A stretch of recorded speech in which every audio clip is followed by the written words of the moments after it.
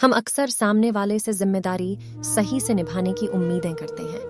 क्या हम खुद अपनी जिम्मेदारियां सही से निभाते हैं? ये कहानी शॉर्ट इंस्पायरिंग स्टोरी घर किसका है, इसी के बारे में है। राकेश को एक गवर्नमेंट एग्जाम देने के लिए अहमदाबाद में सेंटर मिला था। अहमदाबाद में उसकी चचेरी बहन प्रिया रहती थी। राकेश ने इस एग्जाम के बारे में अपनी चचेरी बहन प्रिया को बताया।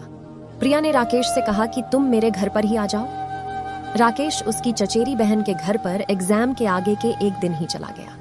राकेश अपनी पढ़ाई कर रहा था, तब उसने सुना प्रिया अपनी काम वाली बाई को सुना रही थी, देख सोफे पर कितनी धूल जमी है, कांच पर कितने दाग लगे हैं, उधर टेबल के नीचे कितना कचरा पड़ा है। तुम कैसी सफाई करती हो, घर को अपना समझकर ही काम किया करो।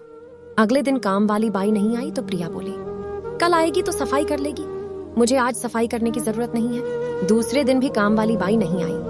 प्रिया ने थोड़ा थोड़ा सामने से यूं ही झाड़ू मार दिया और वो बोली कि मैं क्यों करूं, कल आके काम वाली बाई पूरे घर में करेगी।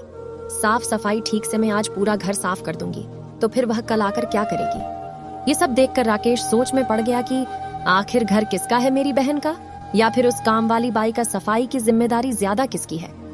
बहन अपने घर को किसका समझ रही है? क्या जो काम प्रिया उसकी काम वाली बाई से करवाना चाहती है, वो काम वो खुद करने के लिए तैयार है।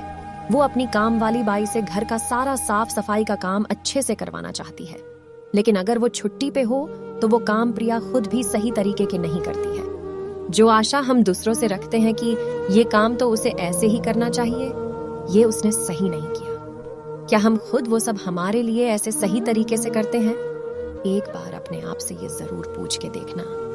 हम अक्सर दूसरों से कर्तव्य या जिम्मेदारी की उम्मीदें करते हैं। क्या हम उसी जिम्मेदारी और कर्तव्य का पालन खुद करते हैं? अगर हम खुद वो जिम्मेदारियां ठीक से नहीं निभाते हैं तो फिर हमें दूसरों को उसके लिए ज्ञान देना का कोई अधिकार नहीं है। आप दूसरों को तभी सलाह दे सकते हो जब आप भी वो कर्तव्य का पालन खुद करते हो। अगर आपको हमारी शॉर्ट इंस्पायरिंग स्टोरी घर किसका है अच्छी लगी हो तो अपने दोस्तों के साथ भी शेयर कीजिए और कमेंट में जरूर बताइए कि कैसी लगी हमारी स्टोरी।